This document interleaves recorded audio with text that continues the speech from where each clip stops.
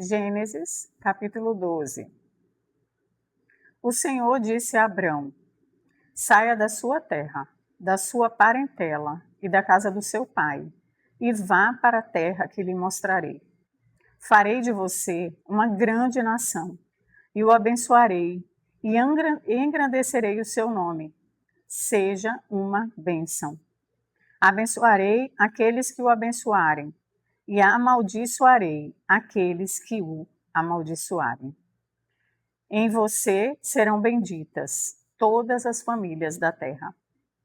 Partiu, pois, Abrão, como o Senhor lhe havia ordenado, e Ló foi com ele. Abrão tinha 75 anos quando saiu de Harã. Abrão levou consigo a sua mulher Sarai, o seu sobrinho Ló, todos os bens que haviam adquirido e as pessoas que lhe foram acrescentadas em Harã. Partiram para a terra de Canaã e lá chegaram. Abrão atravessou a terra até Siquém, até o carvalho de Moré. Nesse tempo, os cananeus habitavam essa terra. O Senhor apareceu a Abrão e lhe disse: darei essa terra à sua descendência. Ali, Abrão edificou um altar ao Senhor, que lhe tinha aparecido.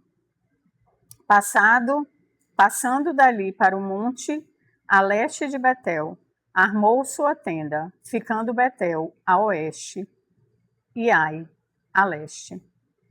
Ali edificou um altar ao Senhor e invocou o nome do Senhor. Depois, Abrão partiu dali, indo sempre na direção de Neguebe. Havia fome naquela terra. Assim, Abrão foi para o Egito, para ali ficar, porque era grande a fome na terra. Quando se aproximava do Egito, quase ao entrar, disse a Sarai, sua mulher: ora, bem sei que você é uma mulher muito bonita. Os egípcios, quando virem você, vão dizer: essa é a mulher dele. Então eles vão me matar, deixando você com vida. Diga, pois, que você é minha irmã, para que me tratem bem por sua causa, e por amor a você, me conservem a vida. Tendo Abrão entrado no Egito, os egípcios viram que a mulher era de fato muito bonita. Os príncipes de Faraó a viram e foram elogiá-la diante de Faraó. E a mulher foi levada para a casa de Faraó.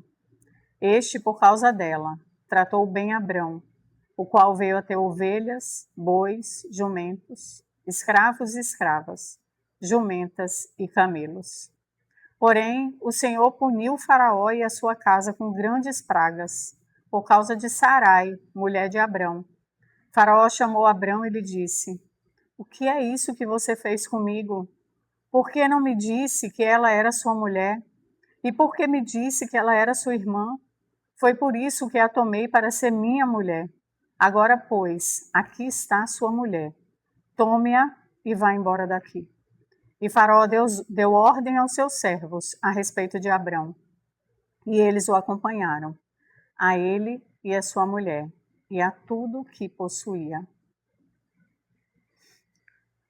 Como nós esquecemos rápido das promessas do Senhor. Esse capítulo começa com uma promessa de Deus, uma promessa de bênção, uma promessa de um nome marcado na história, uma promessa de herança, de gerações. Mas no primeiro obstáculo, Abrão tem medo. Abrão tem medo. E ele se rende ao medo. E ele coloca em risco todo um plano de Deus. Ele coloca em risco toda uma história. Eu vou adiantar, dando um spoiler, que ele não destruiu o plano. Mas eu me arrisco a dizer que ele atrasou o plano. Ele atrasou aquilo que poderia ter acontecido logo, talvez sem tanta dor, sem tanto prejuízo. Abrão se rendeu e entregou a sua própria mulher, a quem ele deveria proteger e cuidar. E por causa disso ele recebeu bens, ele ficou mais rico ainda. E ele saiu do Egito mais rico do que entrou. Que preço! A que custo? Abraão não é muito diferente de nós. Esquecemos rápido das promessas e fazemos escolhas que colocam em risco o plano de Deus na nossa vida. Mas vamos continuar no capítulo 13. Abraão saiu do Egito e foi para Neguebe. Ele e sua mulher e tudo o que tinha. E Ló foi com ele. Abraão era muito rico. Possuía gado, prata e ouro. Fez as suas jornadas do Neguebe até Betel, até o lugar onde primeiro tinha armado a sua tenda, entre Betel e Ai, até o lugar do altar, que anteriormente tinha feito. E ali Abraão invocou o nome do Senhor. Ló, que ia com Abraão, também tinha rebanhos, gados e tendas. E a terra não podia sustentá-los para que morassem juntos, porque eram muitos os seus bens, de maneira que não podiam morar um na companhia do outro. Houve desentendimento entre os pastores do gado de Abrão e os pastores do gado de Ló.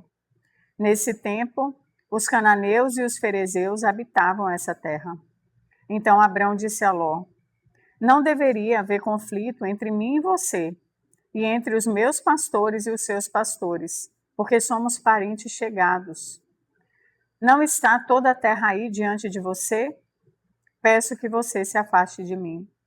Se você for para a esquerda, irei para a direita. Se você for para a direita, irei para a esquerda. Ló ergueu os olhos e viu toda a campina do Jordão, que era toda bem regada, como o jardim do Senhor, como a terra do Egito, até a região de Zoar. Isso foi antes de haver o Senhor destruído Sodoma e Gomorra. Então Ló escolheu para si toda a campina do Jordão e partiu para o Oriente. E assim separaram-se um do outro. E Abrão habitou na terra de Canaã, e Ló foi morar nas cidades da campina. E ia armando as suas tendas até Sodoma. Ora, os moradores de Sodoma eram maus e grandes pecadores contra o Senhor. O Senhor disse a Abrão, depois que Ló se separou dele: erga os olhos e olhe de onde você está para o norte, para o sul, para o leste e para o oeste. Porque toda essa terra que você está vendo, eu darei a você e a sua descendência para sempre.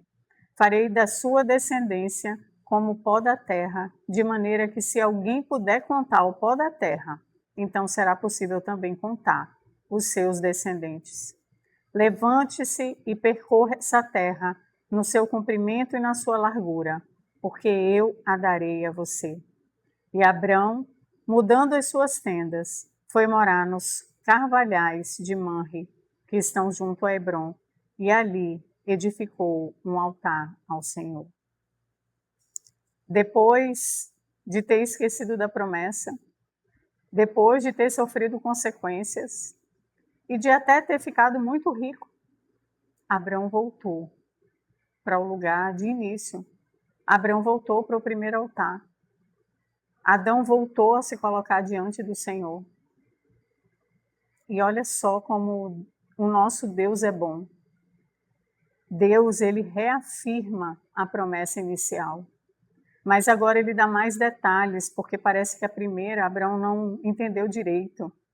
Agora, além de dizer que ele será abençoado, que ele conquistará a terra, ele pede para ele contar os descendentes pelo pó da terra. Se for possível contar, aí sim saberão a quantidade que está por vir a partir de você. Mas tem um detalhe. Aos olhos humanos, essa era uma promessa impossível de ser realizada, porque nós já lemos anteriormente que a sua esposa Sarai era estéril. Como será que isso vai acontecer através do nosso Deus, do impossível? Não se acane diante das promessas do Senhor, daquilo que Ele planta no seu coração, do valor que você tem. do quanto você é precioso para Ele e do que Ele quer fazer através da sua vida, porque não há impossíveis para Deus. E você vai descobrir isso aqui, na palavra. Amém?